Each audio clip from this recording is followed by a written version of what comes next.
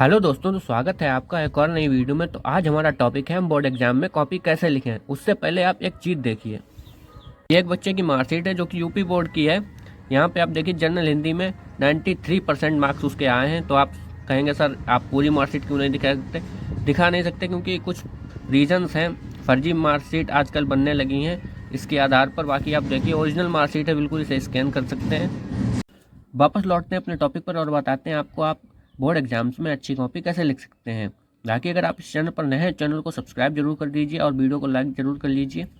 बाकी आपको मिलेगा कुछ इस प्रकार खंड का, और यहाँ पे आप डालेंगे उत्तर संख्या पहले का। बहुविकल्पीय प्रश्न आपने इसलिए यहाँ पे डाला है ताकि टीचर को पता लग जाए कि यह बहुविकल्पीय प्रश्न है।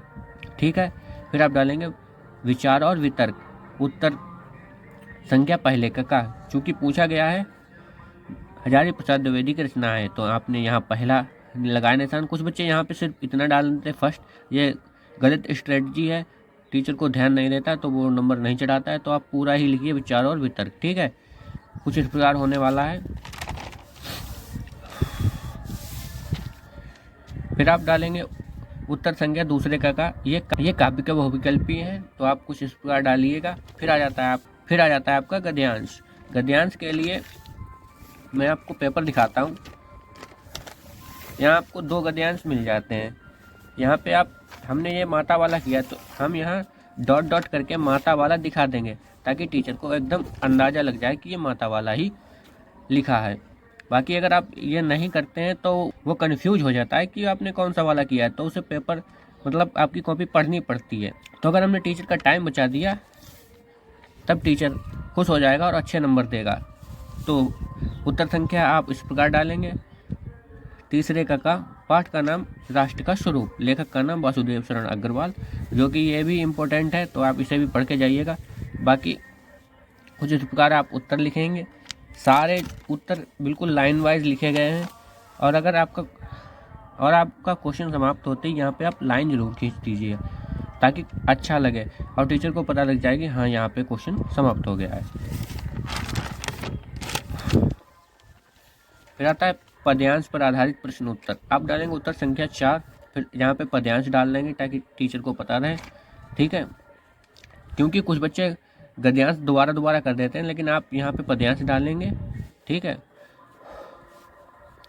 फिर आप वही स्ट्रेटजी अपनाएंगे कि कौन तुम यहाँ तक, क्योंकि आप ये हमने किया है श्रद्धा मनु वाला तो पता लगता रहा है कौन सा वाला किया गया है। शीर्षक का नाम डालेंगे श्रद्धा मनु और कवि का नाम जयशंकर प्रसाद। बाकी पूरे क्वेश्चन ऐसे ही उतार देंगे जैसा कि लिखा है। उत्तर संख्या 4 का तीसरा, श्रद्धा ने मनु परिचय पूछ रही है, जो कुछ मतलब लिखा गया है। फिर आ जाता है आपका जीवन परिचय। जीवन परिचय आप कैसे लिखेंगे? जीवन परिचय लिखने के लिए आप पहले इस प्रकार एक बॉक्स बनाएंगे जिसमें उनकी इम्पोर्टेंट जानकारी, मतलब जो महत्वपूर्ण जानकारी है वो पहले लिख देंगे ताकि टीचर को नीचे का पढ़ना ना पड़े। क्योंकि भाई कोई नहीं चाहता ज़्यादा पढ़ना, बस जल्दी चाहता है कॉपी चेक हो जाए और उन्हें कॉपी के हिसाब से पैसे मिलते हैं। जितनी ज़्यादा कॉपी चेक करेंगे उतने ज़्यादा पैसे बनेंगे। तो ज़्यादा से ज़्यादा कॉपी चेक करने की कोशिश रहती है टीचर्स की। और आप अगर इस प्रकार लिखेंगे तो वो देख के ही एकदम चेक कर देगा, नीचे नहीं पड़ेगा। वरना आप वही पुराना वाला तरीका अपनाएंगे तो उसे पूरा पढ़ना पड़ेगा, जिससे काफ़ी टाइम खर्च होगा और पूरे नंबर भी नहीं देगा। फिर कुछ इस प्रकार बेसिक से जानकारी लिख दीजिए और रचनाएं इस प्रकार सीक्वेंस में लिखिए ताकि ज़्यादा पेज भरा हुआ मालूम हो। बाकी आप कहेंगे सर यह जीवन परिचय वो छोटा नहीं, ऐसे शब्दों का ही आता है, फालतू लिखने से कोई मतलब नहीं है, नंबर आपको 10 ही मिलेंगे। ठीक है, तो जितना कहा जाए उतना ही करिए। फिर आती है आपकी कहानी पंचलाइट इस प्रकार डालेंगे। बाकी आप कहानी जिस प्रकार कहानी का सीक्वेंस लिखा जाता है उसी प्रकार लिख देंगे, वैसे ही आप लिखेंगे। स्वपठित खंड का इसमें आप ये जरूर देख लेंगे कि आप के शहर यानी आपके जिले में कौन सा स्वपठित खंड काव्य चलता है। यहाँ चलता है त्यागपति, तो यहाँ राजश्री का चरित्र बताएंगे। जैसा भी आपके यहाँ जो भी चलता हो उसी प्रकार से आप करेंगे। फिर आप उत्तर संख्या 8 का जो कि संस्कृत संस्कृत व्याख्या पूछेगा आपसे, इसमें आप ऐसे ही लिखेंगे ताकि आपका पता लगता रहे कौन सा व्याख्या करने वाले आते हैं, क्योंकि 2 आते हैं, ठीक है। 8वें का खा, इसमें पूछेगा आपसे एक श्लोक का अर्थ। तो श्लोक ये वाला मैंने इसलिए लिखा है क्योंकि ये आ सकता है, तो आप सिंपली इसे देख लें और अगर आपके पास टाइम है तो पढ़ लें, क्योंकि एक ही दिन बचा है, तो आपको जो इम्पोर्टेंट लगता है वो पहले। फिर आते हैं मुहावरे। मुहावरे के लिए आप ये साइड में मुहावरे जरूर डाल दें ताकि पता लगता रहे कौन सा क्या चल रहा है। संधि विच्छेद और फिर आती है विभक्तियाँ। हमने विभक्तियाँ भी देखिए किस प्रकार लिखी हैं ताकि बहुत आसानी से पता लगता रहे। आत्मना का सावाला तृतीय विभक्ति और एक वचन, बिल्कुल जैसे गायक का अगर आप यहाँ पे ये लिख देते हैं तो टीचर बिल्कुल उसे बिल्कुल मतलब कुछ इधर उधर देखने की जरूरत नहीं पड़ती, सीधे टिक मारता है।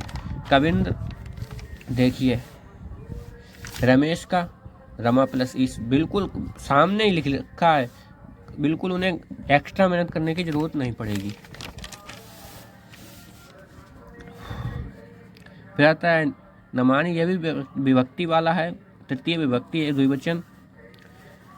शब्द युग्म, अनिल अनिल, हवा और आग, अम्बुज अम्बुद, कमल और बादल। अम्बुज अम्बुद इंपॉर्टेंट है, ये पढ़ के जाइएगा। तीर किनारा और बाण, आशा से अधिक आसक्ति, जानने की इच्छा रखने वाला, जिज्ञासु, बिल्कुल आमने सामने दे रखी है, बिल्कुल पूरे नंबर मिलेंगे अगर आप इस तरीके से अपना के जाते हैं। बेटी तो पराया धन होती है, बेटी तो पराया धन होती है, ये भी आप कुछ इस प्रकार लिखेंगे। अब सर आप कहेंगे कि सर आपने ये लाइन नहीं छोड़ी, लाइन इसलिए नहीं छोड़ी, आपको हम एक मैसेज देना चाहते हैं। अगर आपके पास कॉपी कम पड़ रही है और एक या दो लाइन के लिए कम पड़ रही है तो आप कॉपी मत लीजिए, आप बस इसी प्रकार लिख दीजिए, ठीक है। बाकी आपका रह जाएगा पत्र।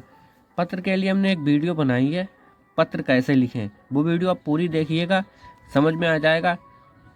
7 या 5 मिनट की वीडियो है वो आपकी, उसमें आपके सारे डाउट क्लियर हो जाएंगे, आप पत्र कैसे लिख सकते हैं, और बहुत अच्छी तरीके से उसमें बताया गया है कि आप पत्र कैसे लिखें, ठीक है। लिंक मैं डिस्क्रिप्शन में डाल दूँगा। फिर आ जाएगा आपका निबंध। निबंध कैसे लिखें, निबंध लिखने के लिए बेसिकली आपको करना क्या है, आपको जितने ज़्यादा आप हेडिंगें डाल पाएँ उतना ही अच्छा निबंध माना जाता है। तो देखिए, पहले आप प्रस्तावना लिखिए। अगर कोई बच्चा के सर हमें निबंध बिल्कुल नहीं आता, तो आप पर्यावरण संरक्षण पे आए, किसी पर भी आए, बेरोजगारी समस्या पे आए, तो वहाँ पे आप सिर्फ जो टॉपिक दिया गया हो वो टॉपिक आप यहाँ पे जरूर डाल दें, क्योंकि 1 नंबर होता है टॉपिक डालने का, ठीक है। उम्मीद करते हैं आपके सारे डाउट क्लियर हो गए होंगे। बाकी अगर कोई भी डाउट बचा है तो कमेंट कर दें, हम तुरंत वीडियो बना देंगे, क्योंकि कल ही पेपर है। बाकी आप अगर इस चैनल पर नए हैं, चैनल को सब्सक्राइब जरूर कर दीजिएगा। धन्यवाद।